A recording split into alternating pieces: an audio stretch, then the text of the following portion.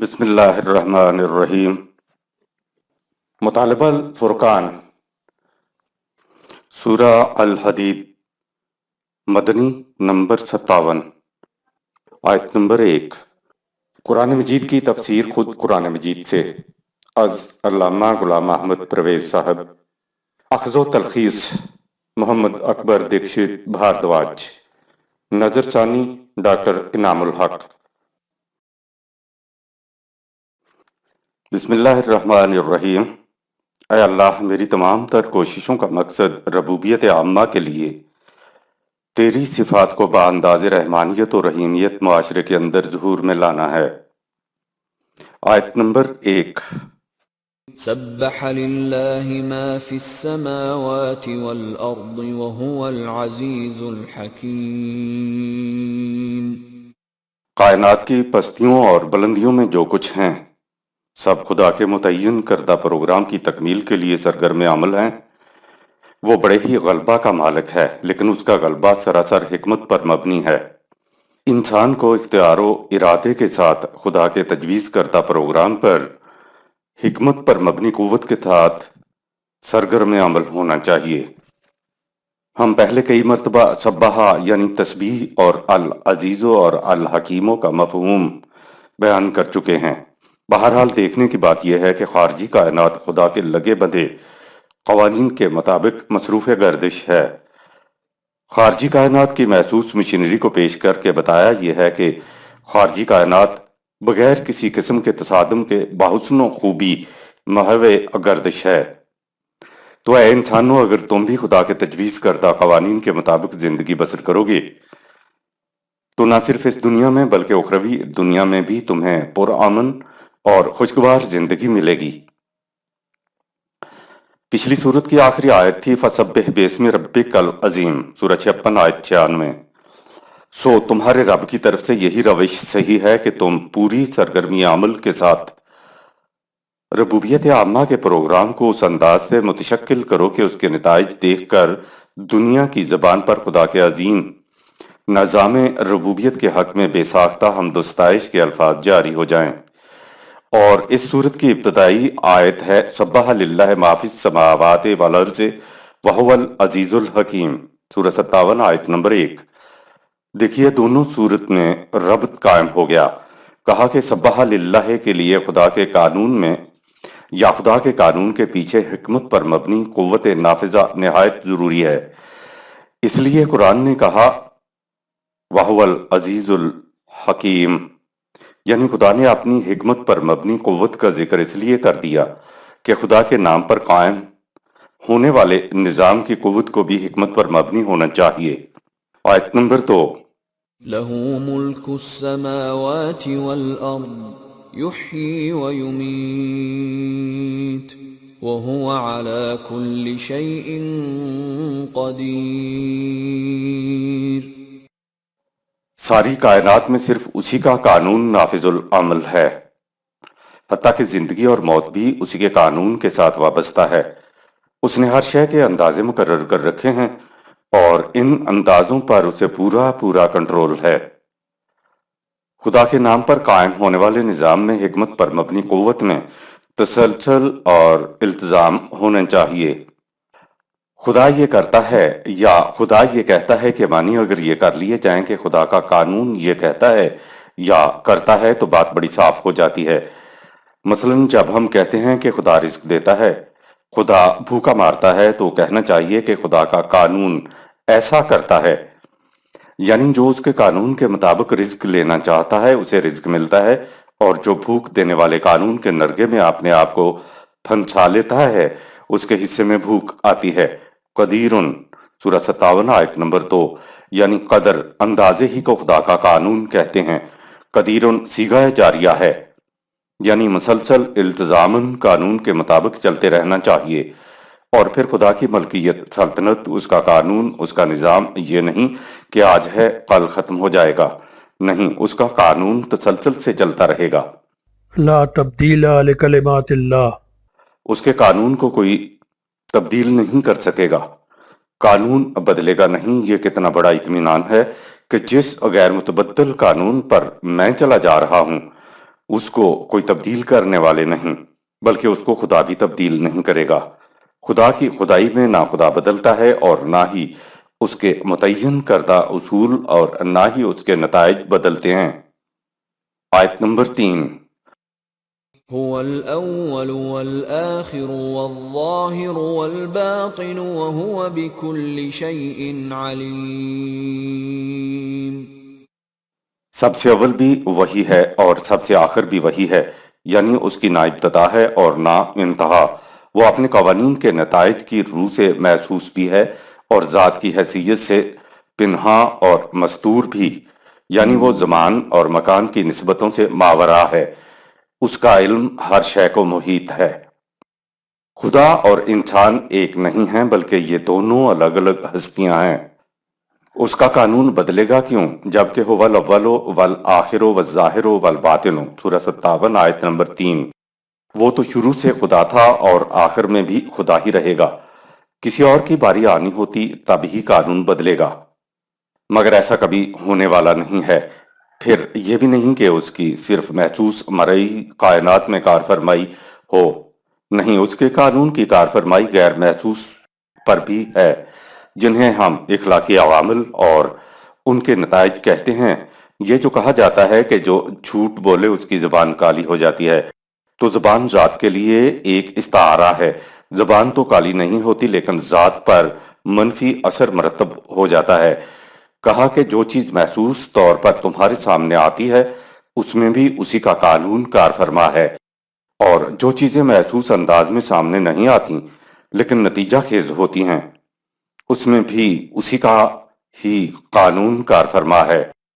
تصوف کہتا ہے کہ یہ کائنات اور خدا ایک ہی ہے، یا انسان اور خدا ایک ہی ہے۔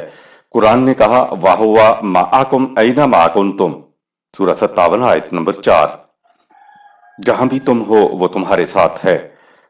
جب ہوا خدا ہے تو کم انسان ہے۔ تو یہ دونوں تو الگ الگ ہو گئے۔ خدا ہمارے ساتھ تو ہوتا ہے لیکن لا تدرک الابصار، نگاہیں اس کا احاطہ نہیں کر سکتی، اس کا ادراک نہیں کر سکتی۔ آیت نمبر 4۔ هو الذي خلق السماوات والأرض في 6 أيام ثم استوى على العرش يعلم ما يلج في الأرض وما يخرج منها وما ينزل من السماء وما يعرج فيها وهو معكم أينما كنتم واللہ بما تعملون بصیر۔ اس نے کائنات کی پستیوں اور بلندیوں کو 6 مختلف ادوار میں سے گزار کر پیدا کیا اور اس کا مرکزی کنٹرول اپنے دست قدرت میں رکھا۔ جو کچھ زمین سے نکلتا ہے اور جو کچھ اس کے اندر داخل ہوتا ہے اور جو کچھ فضا کی بلندیوں سے نیچے اترتا ہے اور جو کچھ اوپر چڑھتا ہے وہ ان سب کا علم رکھتا ہے۔ تم جہاں کہیں بھی ہو وہ تمہارے ساتھ ہوتا ہے اور جو کچھ تم کرتے ہو سب اس کی نگاہوں کے سامنے ہوتا ہے۔ خدا باہما بھی ہے اور بے ہما بھی، اور یہی اسلامی معاشرے میں انسان کی کیفیات ہوتی ہیں۔ علامہ اقبال نے خدا کے لیے 2 اصطلاحیں باہمگی اور بے ہمگی استعمال کی ہیں۔ خدا کی صفات تو اس کی ذات کی طرح لامنتہا ہیں، محدود نہیں ہیں، اور انسان خدا کی جو صفات اپنے اندر منعکس کرے گا وہ محدود علی حد بشریت ہوں گی۔ اس نے اپنی صفات کو بیان ہی اس لیے کیا ہے کہ ہم ان کو علی حد بشریت اپنے اندر منعکس کر سکیں۔ اگر قرآن میں بیان صفات کے علاوہ کوئی اور صفت یا صفات خدا کے لیے ہمارے ذہن میں آئیں تو وہ ان سے بلند اور پاک ہے۔ اس نے صفت ربوبیت اپنے لیے رکھی ہے تو اس کی صفت ربوبیت انسان کے اندر بھی ہونا چاہیے تاکہ یہ دوسروں کی نشو و نما کر سکے۔ اس نے اگر اپنے لیے رزاقیت رکھی ہے تو انسان بھی اپنے اندر یہ صفت پیدا کرے تاکہ وہ دوسروں کی رزاقیت کی ذمہ داری اپنے اوپر لے۔ یہ ہے مقصد خدا کی صفات کو بیان کرنے کا۔ خدا نے معکم سورہ 57 آیت 4 کہہ کر بتا دیا کہ وہ ہمارے ساتھ ہے، اور لا تدرک الابصار کہہ کر بتا دیا کہ نگاہیں اس کا احاطہ نہیں کر سکتی۔ اس کا ادراک نہیں کر سکتی، یعنی وہ ساتھ بھی ہے اور ماورا بھی ہے۔ انسان بھی اپنے انداز زیست میں اپنا جداگانہ تشخص رکھتا ہے، یعنی میں ہوں، کوئی دوسرا میں نہیں ہو سکتا۔ یہ انفرادیت ہے جس سے ہر فرد کا جداگانہ تشخص ہوتا ہے، میں منفرد ہوتی ہے۔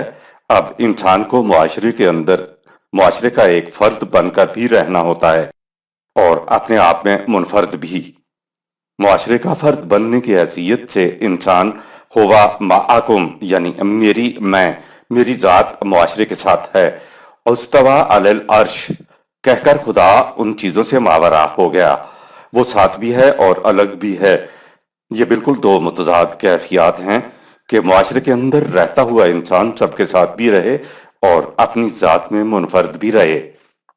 انسان معاشرے میں رہتے ہوئے انجمن آرا بھی ہے اور اپنی ذات کی نشو و نما کرنے میں منفرد بھی ہے، یعنی نشو و نما اور ارتقاء کے اعتبار سے ہر ایک کا تشخص الگ اور معاشرے کا ایک فرد بھی۔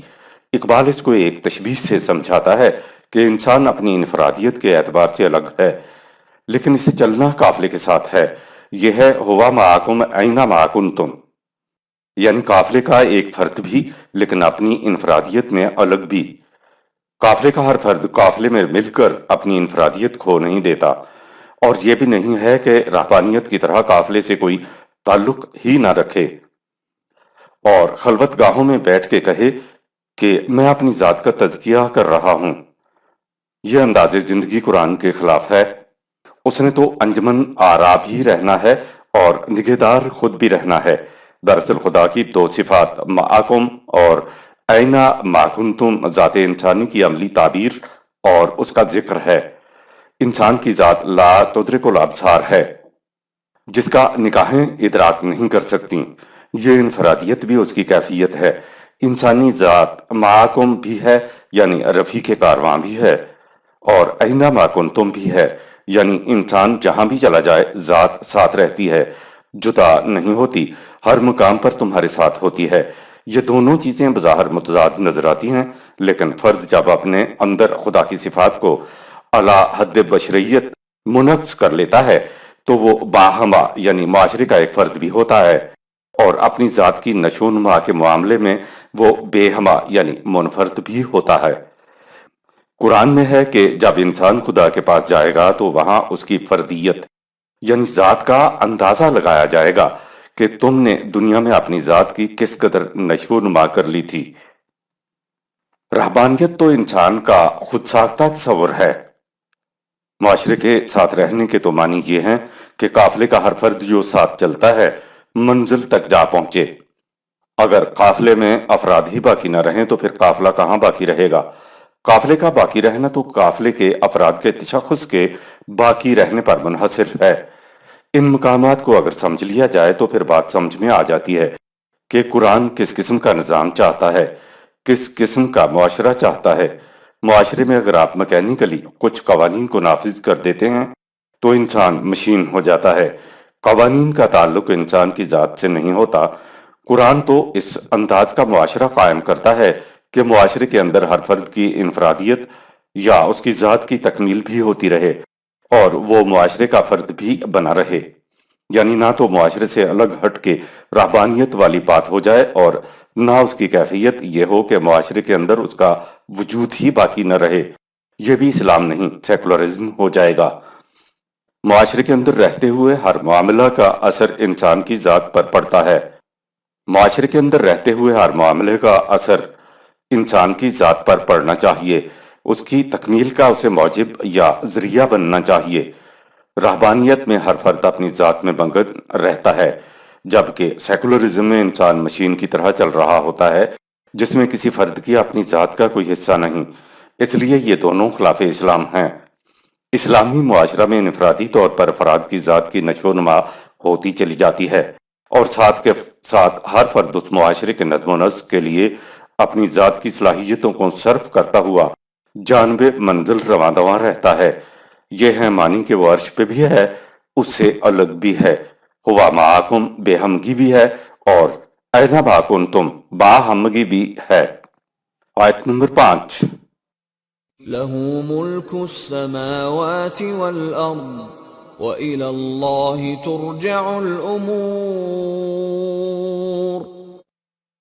کائنات میں سارا اقتدار و اختیار اسی کا ہے اور ہر معاملہ کا فیصلہ اسی کے قوانین کے مطابق ہوتا ہے۔ خدا نے اپنے لیے کہا معاکم، تو اس کی مائیت یہ نہیں ہے کہ وہ ایک پیکر میں ملبوس ہے اور ہمارے ساتھ چل رہا ہے، نہیں، بات اس کے علم کی ہے، بات اس کے قانونی مکافات کی ہے۔ وہ ہر مقام پہ ہر فرد کے ساتھ ہے۔ عرش جس کے معنی اقتدار ہے، قرآن اس کی وضاحت اس آیت میں کرتا ہے کہ لہو ملک السماوات والارض، یعنی اس کا عرش، اس کا اقتدار اس کے علم اور قانون کے ذریعے ارض و سما پر محیط ہے۔ آیت نمبر 6۔ يولج الليل في النهار ويولج النهار في الليل وهو عليم بذات الصدور۔ یہ اسی کا قانون ہے جس کی روح سے رات کی تاریکیاں آگے بڑھتی ہوئیں دن کی حدوں میں داخل ہو جاتی ہیں اور دن سرکتا سرکتا رات کی آغوش میں جا چکتا ہے۔ وہ انسانوں کے دل میں گزرنے والے خیالات تک سے بھی باخبر ہے۔ پوری کائنات کا یہ سارا نظام اس لیے اس حسن و خوبی سے کار فرما ہے کہ اس کے تخلیق کرنے والے نے اپنے غیر متبدل اصولوں کا کنٹرول اپنے ہاتھ میں رکھا ہوا ہے اور وہ تخلیق کے بعد اس سے الگ ہو کر نہیں بیٹھ گیا ہے۔ ظاہر ہے کہ کنٹرول کے لیے علم کا ہونا ضروری ہے۔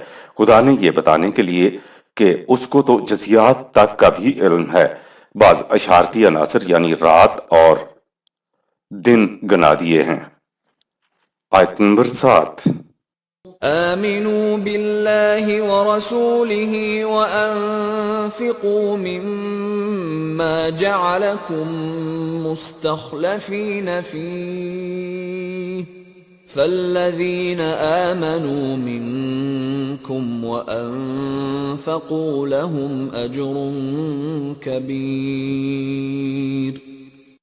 لہٰذا تم خدا اور اس کے رسول نظام خداوندی پر ایمان لاؤ اور ایمان کے عملی مظاہرے کے طور پر تم رزق کے سرچشموں کو جو دوسروں کی جان نشینی سے اب تمہاری تحویل میں آئے ہیں نوع انسان کی پرورش کے لیے کھلا رکھو۔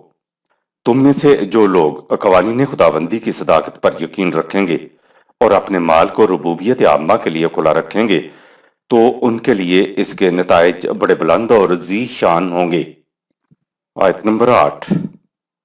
وما لكم لا تؤمنون بالله والرسول يدعوكم لتؤمنوا بربكم وقد أخذ ميثاقكم إن كنتم مؤمنين۔ اگر تم مومن ہو تو تمہیں کیا ہو گیا ہے کہ تم خدا اور اس کے رسول نظام خداوندی پر ایمان نہیں لاتے جبکہ خدا کا رسول تمہیں ربوبیت عامہ کی دعوت دے رہا ہے اور وہ تم سے اس کا پختہ عہد بھی لے چکا ہے۔ سورہ 9 آیت 111۔ آیت نمبر 9۔ هو الذي ينزل على عبده آيات بينات ليخرجكم من الظلمات إلى النور وَإِنَّ اللَّهَ بِكُمْ لَرَؤُوفٌ رَحِيمٌ۔ خدا نے یہ واضح ضابطۂ قوانین اپنے بندے پر نازل کیا تاکہ تمہیں گمراہیوں کی تاریکیوں سے نکال کر روشن راہوں پر لے آئے۔ یقیناً وہ چاہتا ہے کہ تمہاری رافت انداز سے پوری پوری نشو و نما ہو جائے۔ الظلمات الی النور، تاریکیوں سے نور کی طرف۔ ظلمات جمع کا صیغہ ہے جبکہ نور صیغہ واحد ہے۔ باطل تو ہزاروں ہو سکتے ہیں لیکن حق صرف ایک ہی ہوگا۔ اگر امت نور پر رہے تو فرقے نہیں بنتے، فرقے تو تبھی بنتے ہیں جب امت حق سے ہٹ جائے۔ آیت نمبر 10۔ وَمَا لَكُمْ أَلَّا تُنْفِقُوا فِي سَبِيلِ اللَّهِ وَلِلَّهِ مِيرَاثُ السَّمَاوَاتِ وَالْأَرْضِ لَا يَسْتَوِي مِنْكُمْ مَنْ أَنْفَقَ مِنْ قَبْلِ الْفَتْحِ أولئك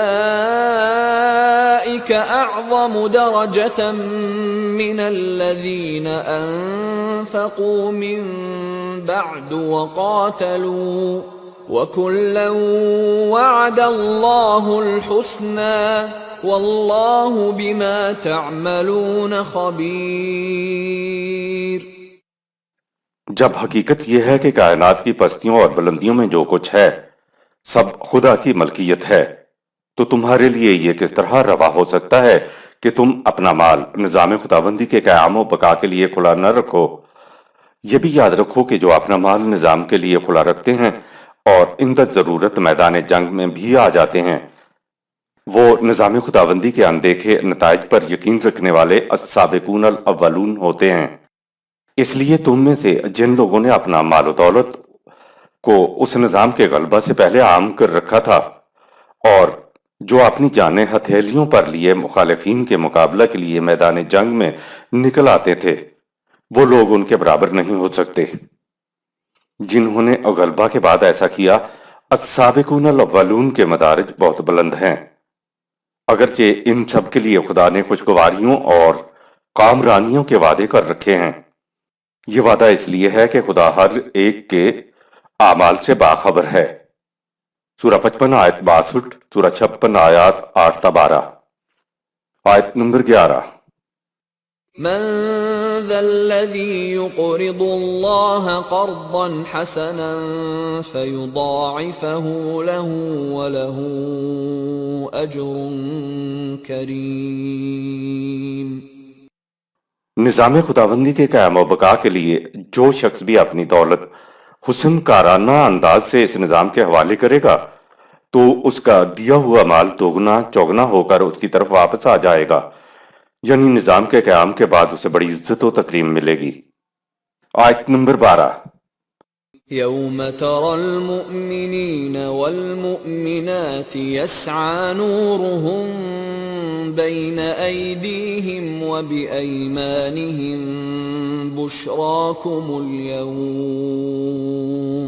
بشراكم اليوم جنات تجري من تحتها الأنهار خالدين فيها ذلك هو الفوز العظيم۔ ذرا تصور میں لاؤ اس دن یا اس دور کو جب تو مومنوں مومنات کو دیکھے گا کہ ان کی پیشانیوں کا نور ان کے آگے آگے دائیں بائیں چلا جا رہا ہوگا تاکہ ان کی راہیں جگمگا اٹھیں۔ ان سے کہا جائے گا کہ آج تمہارے لیے اس جنتی معاشرہ کی بشارتیں ہیں جن کی شادابیاں ہمیشہ تر و تازہ رہیں گی، اور یہ زندگی کی بہت بڑی کامرانی ہے جس کے حصے میں آ جائے۔ نورہم، اپنی روشنی یعنی روشنی مانگی ہوئی نہیں ہوگی بلکہ اپنی ہی روشنی ہوگی۔ آیت نمبر 13۔ يوم يقول المنافقون والمنافقات للذين آمنوا انظرونا نقتبس من نوركم قيل ارجعوا وراءكم فالتمسوا نورا فضرب بينهم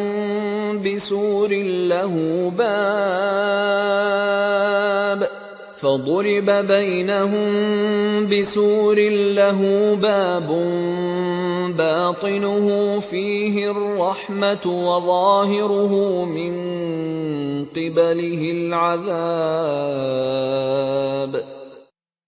ذرا تصور میں لاؤ اس دن یا اس دور کو جب منافق مرد اور منافق عورتیں ایمان والوں کو آواز دیں گے کہ ذرا ہمیں بھی اپنے نور روشنی سے فائدہ اٹھا لینے دو، تو جواب ملے گا کہ تم پچھلی زندگی کی طرف لوٹ جاؤ اور وہاں روشنی مل سکے تو تلاش کرو، یعنی ناممکن ہے۔ پس ان کے اور اہل ایمان کے درمیان ایک دیوار حائل کر دی جائے گی۔ سورہ 7 آیت نمبر 46۔ اس میں ایک دروازہ ہوگا، اس کے اندر کی طرف جہاں مومنین ہوں گے رحمت ہی رحمت ہوگی، اور باہر کی طرف جہاں منافقین ہوں گے عذاب ہی عذاب ہوگا۔ ایمان اور منافقت میں ظاہری بعد تو ایک اوٹ ہی کا ہوتا ہے، لیکن نتائج کے اعتبار سے وہ ایک دوسرے کی ضد ہوتے ہیں۔ کوئی انسان اصلاح عمل کے لیے اس دنیا میں نہیں آ سکے گا اب اس دنیا کی اہمیت سامنے آ گئی۔ یہ امتحان پاس کرنے کے لیے ہے، جو محنت کرنی ہے یہاں کرنی ہے، وہاں تو بس اعمال کے نتائج کا سامنا کرنا ہوگا۔ مرنے کے بعد نہ تو روحیں اس دنیا میں آتی ہیں اور نہ ہی دروازہ کھٹکھٹاتی ہیں، یہ سب افسانے ہیں۔ آیت نمبر 14۔ ينادونهم ألم نكن معكم قالوا بلى ولكنكم فتنتم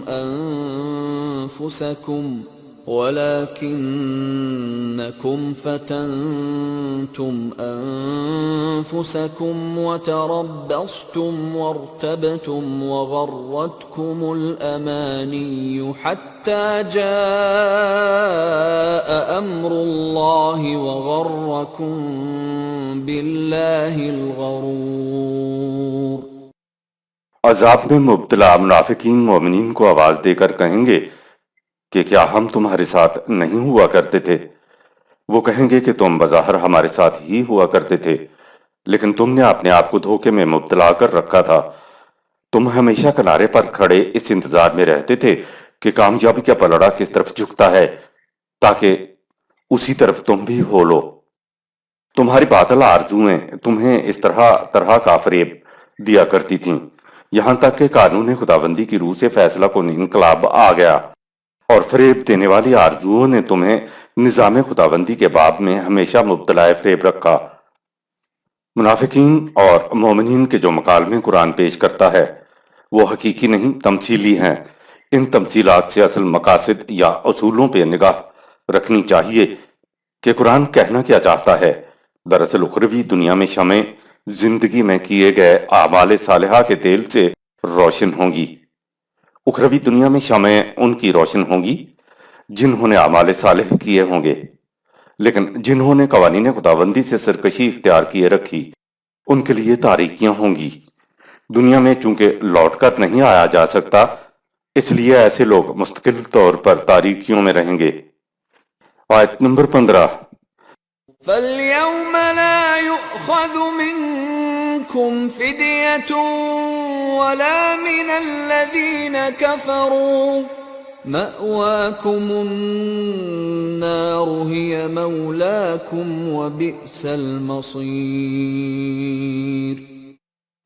پس آج تم سے اور ان سے جو کھلے بندوں قانون خداوندی سے انکار اور سرکشی اختیار کرتے تھے فدیہ لے کر نہیں چھوڑا جائے گا، لہٰذا تم سب کا ٹھکانہ جہنم ہے۔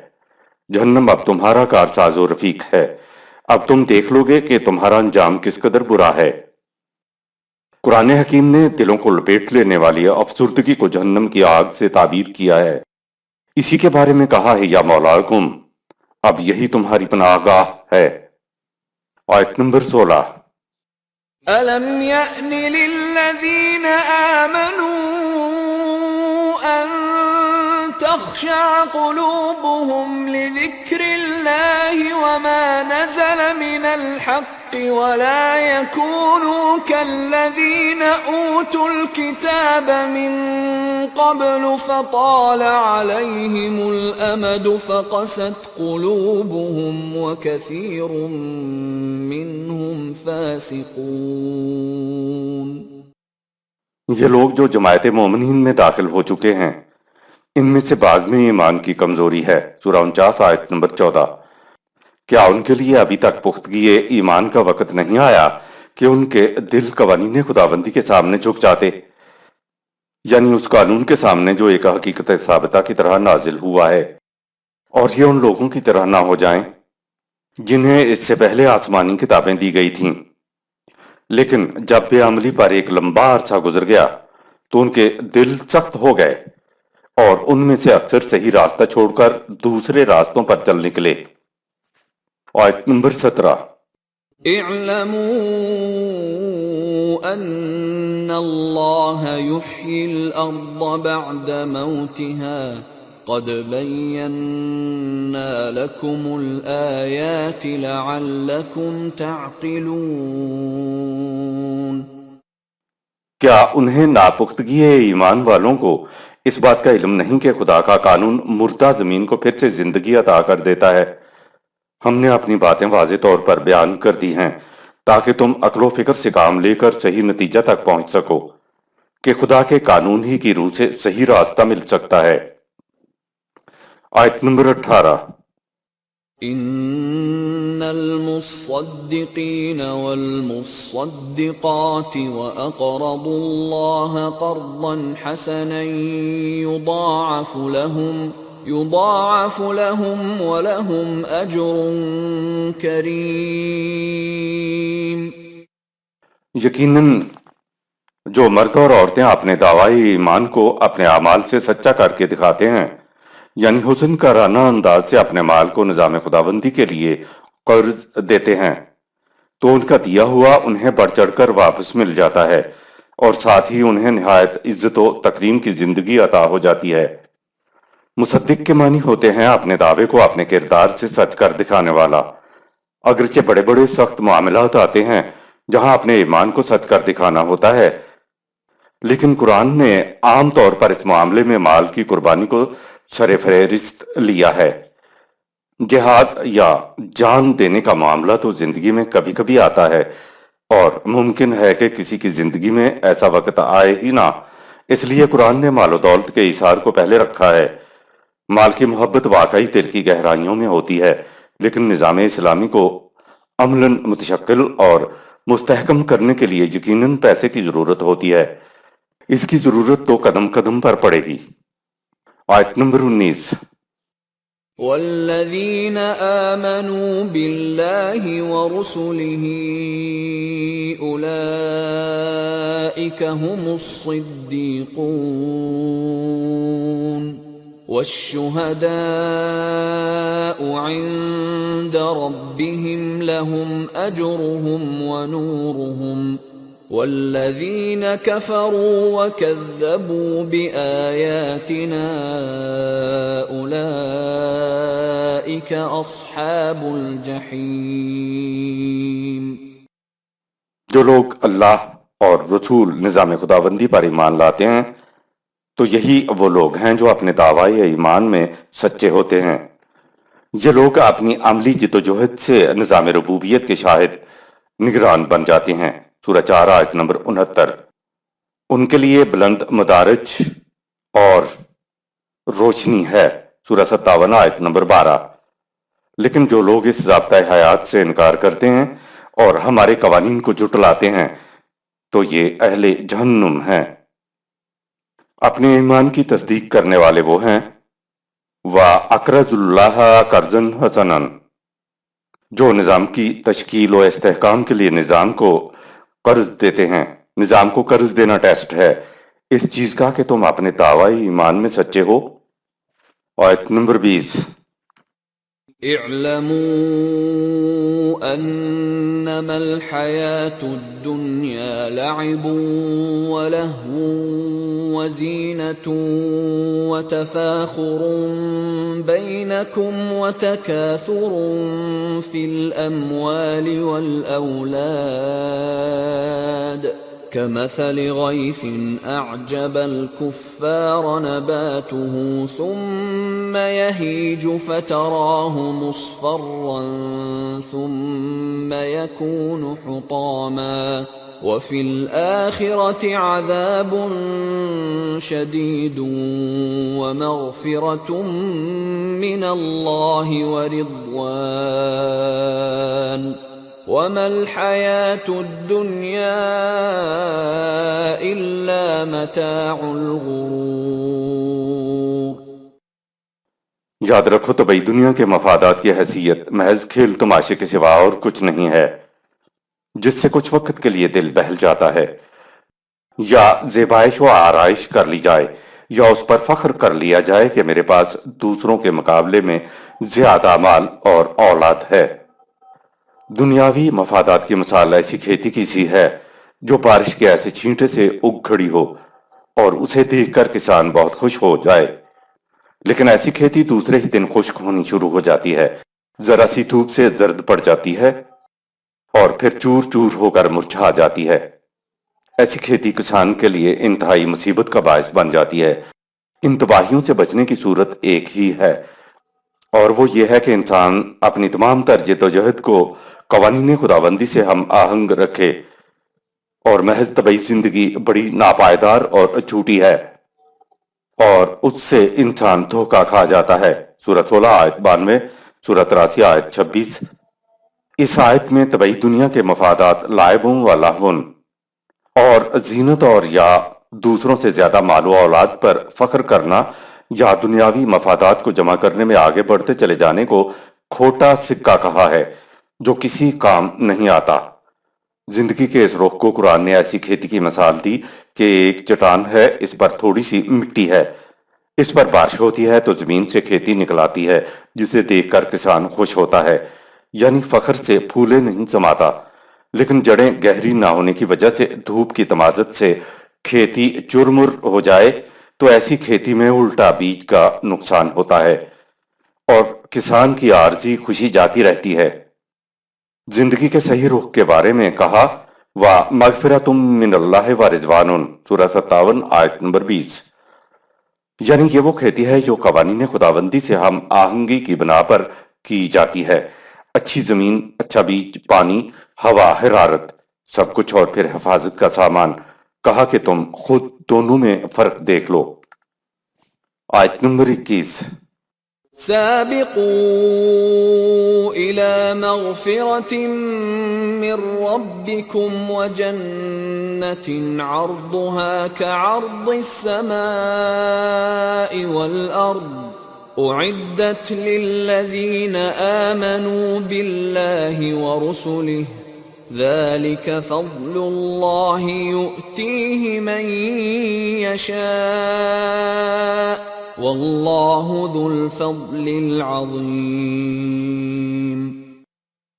ایک دوسرے سے آگے بڑھ جانے کا جذبہ انسان کے اندر ہے تو تم قوانین خداوندی کے اتباع سے تخریبی قوتوں سے حفاظت کرنے اور اس جنت کو حاصل کرنے میں ایک دوسرے سے آگے بڑھنے کی کوشش کرو جس کی آسائش اور مسرتیں ساری کائنات میں پھیلی ہوئی ہیں۔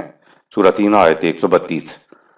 وہ تیار کی گئی ہے ان کے لیے جو اللہ اور اس کے رسول نظام خداوندی پر ایمان لائیں۔ یہ آسائشیں اور خوشحالیاں ہر اس شخص کو مل سکتی ہیں جو انہیں قوانین خداوندی کے مطابق حاصل کرنا چاہے۔ خدا بڑی آسائشوں اور خوشحالیوں کا عطا کرنے والا ہے۔ جنت کسی خاص مقام کا نام نہیں ہے۔ قرآن کریم نے جس جنت کے حصول کے لیے ایک دوسرے سے آگے بڑھنے کی ترغیب دی ہے اس کے متعلق کعرض السماء والارض، سورہ 57 آیت نمبر 21۔ وہ جنت ارض و سما یعنی پوری کائنات میں ہر جگہ پھیلی ہوئی ہے۔ اس زمین پر بھی آپ کی جنت کی زندگی ہو سکتی ہے بشرطے کہ انسان اس زمین پر قوانین خداوندی کے مطابق زندگی بسر کرنے لگے۔ کسی اور کرے پر جا کر بھی انسان یہی رویہ اختیار کرے تو وہاں بھی جنت کی زندگی ہو سکتی ہے۔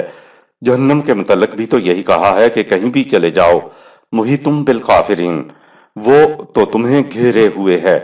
کوئی پوچھ سکتا ہے کہ جب جنت پوری کائنات میں پھیلی ہوئی ہے تو پھر جہنم کہاں ہے؟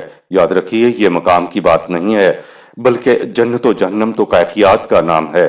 کائنات کے کسی حصے میں بھی چلے جائیے، اصول یہی ہے کہ عمل سے زندگی بنتی ہے، جنت بھی جہنم بھی۔ آیت نمبر 22۔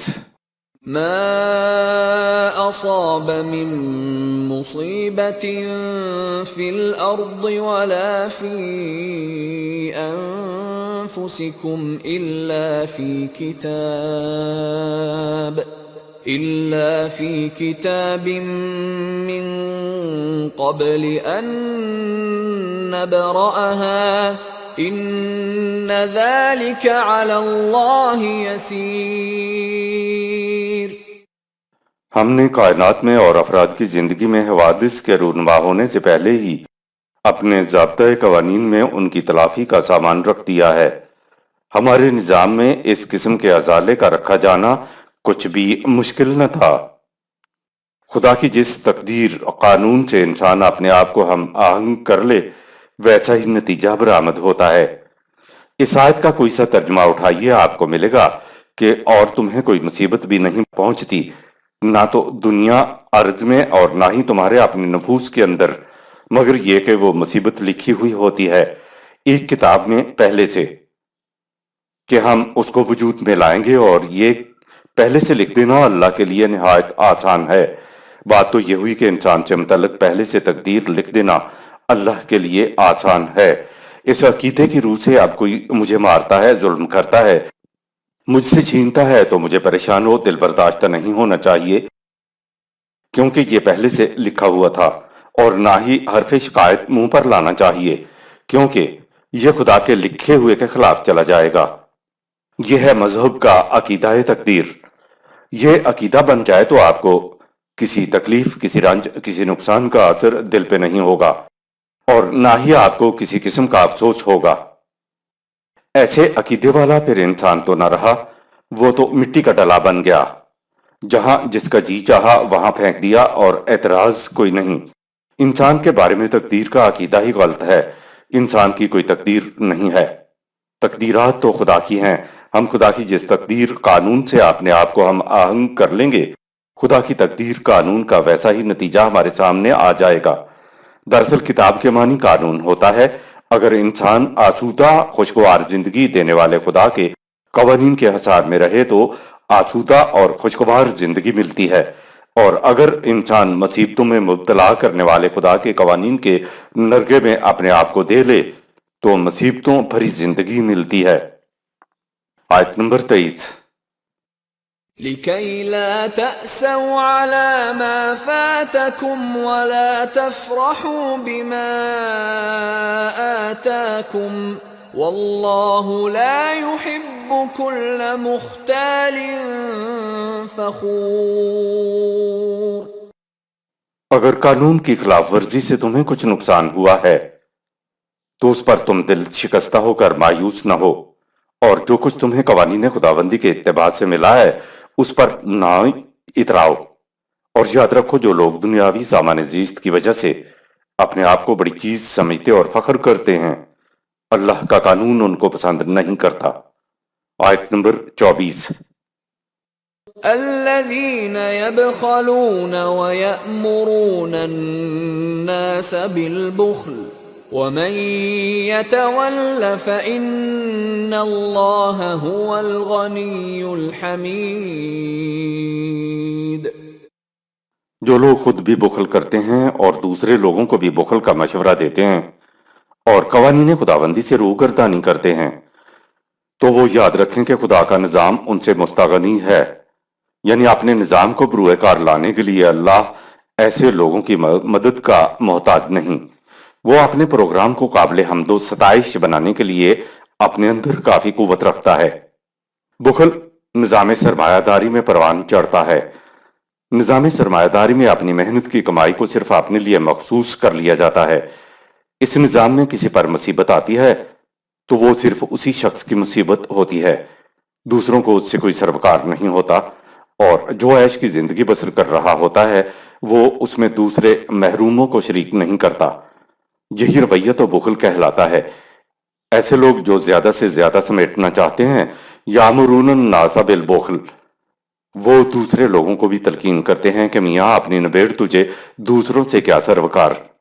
اگر تم نے صدقات پر مبنی نظام قائم نہ کیا اور نظام سرمایہ داری بخل پر قائم رہے تو خدا کا کچھ نہیں بگڑے گا، کیونکہ وہ تو غنی و حمید ہے، تم سے بہرحال نہیں چھینے گا، کیونکہ چھیننے والا حمید نہیں ہو سکتا، اس کی تو کوئی تعریف نہیں کر سکتا۔ دراصل آیت میں فرد نہیں قوم کی بات ہو رہی ہے، نظام کی بات ہو رہی ہے۔ اسی موضوع پر سورہ 47 آیت 38 بھی ملاحظہ فرما لیں۔ دنیا میں ہوتا یہ ہے کہ جیسا نظام ہو ویسی قوم ہوتی ہے، اور نظام سے مطابقت رکھتی قوم کی زندگی ہوتی ہے۔ آیت نمبر 25۔ لقد أرسلنا رسلنا بالبينات وأنزلنا معهم الكتاب والميزان ليقوم الناس بالقسط وأنزلنا الحديد فيه بأس شديد ومنافع للناس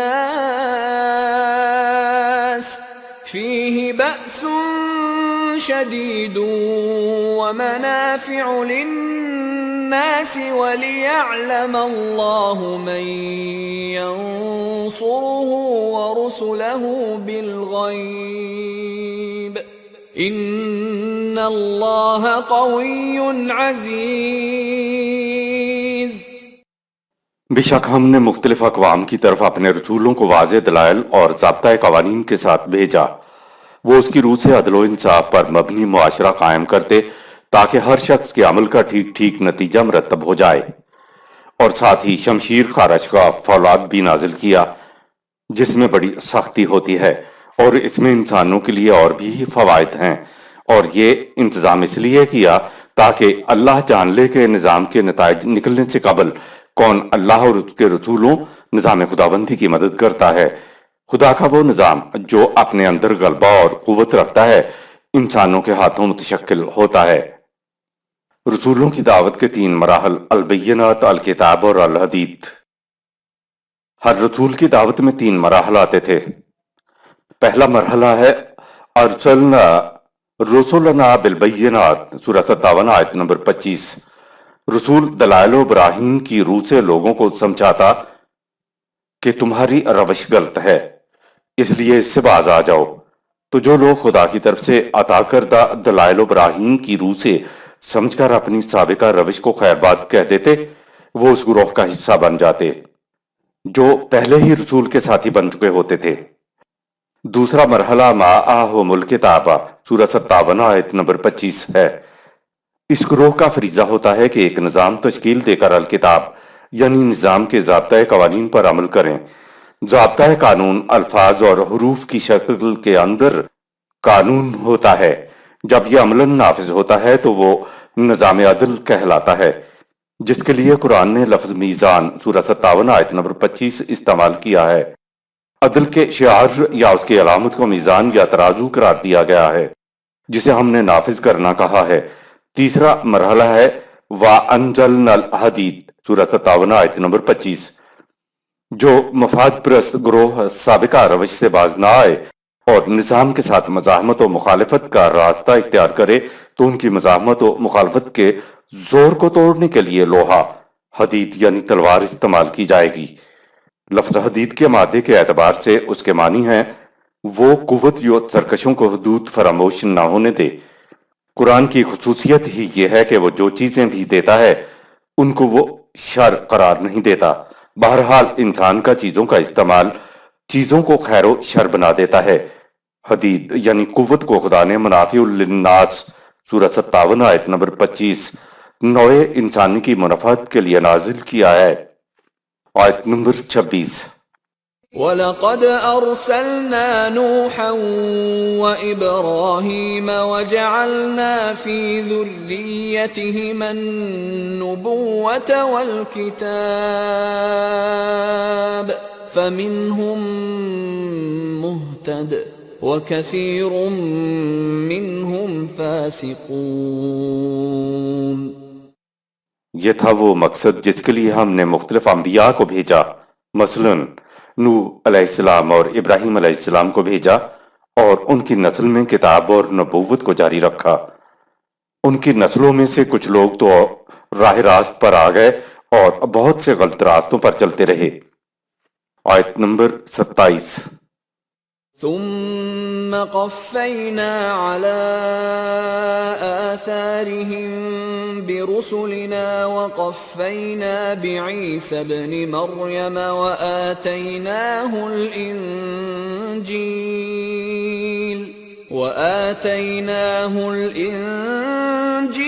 وجعلنا في قلوب الذين اتبعوه رأفة ورحمة ورهبانية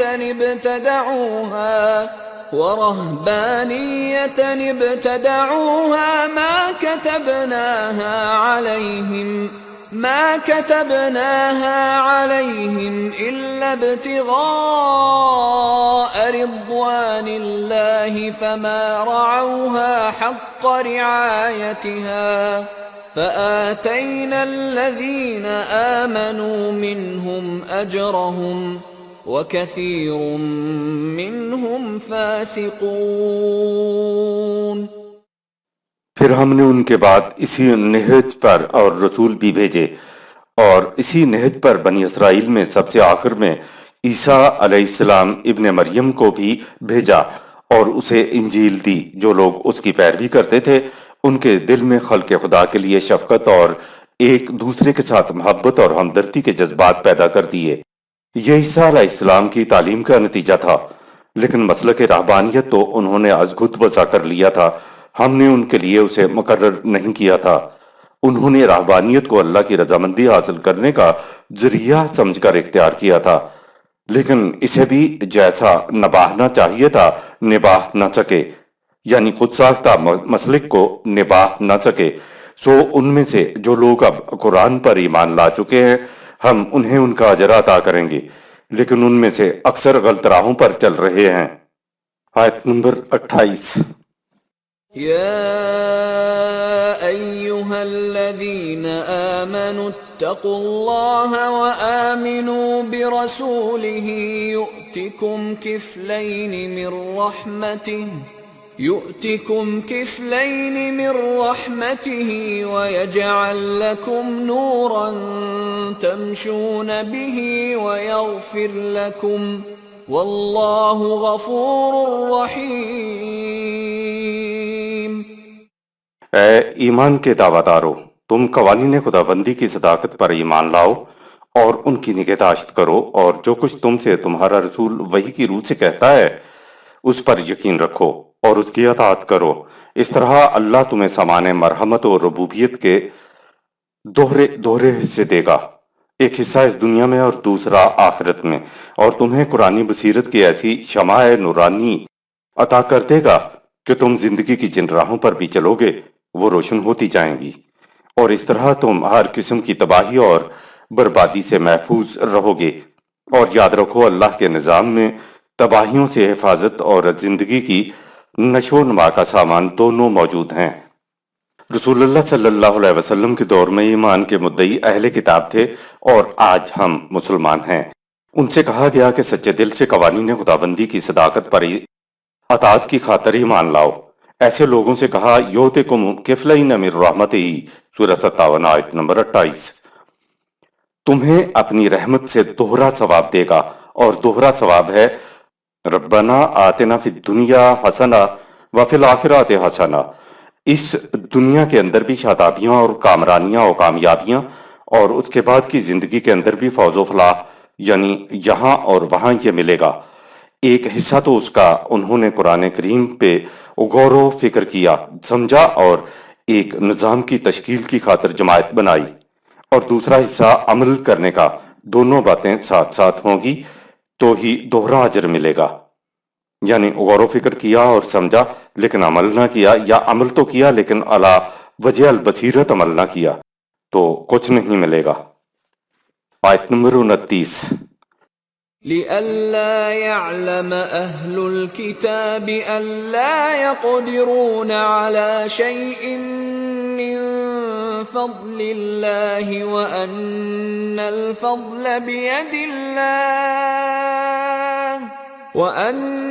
الفضل بيد الله يؤتيه من يشاء واللہ ذو الفضل العظیم۔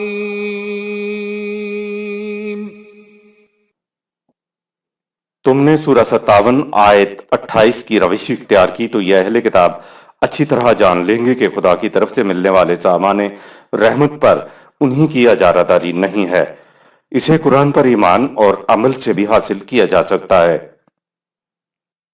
رزق کی کشادگی قانون خداوندی سے وابستہ ہے، جو چاہے اس کے قانون کے مطابق حاصل کر سکتا ہے وہ صاحب فضل عظیم ہے۔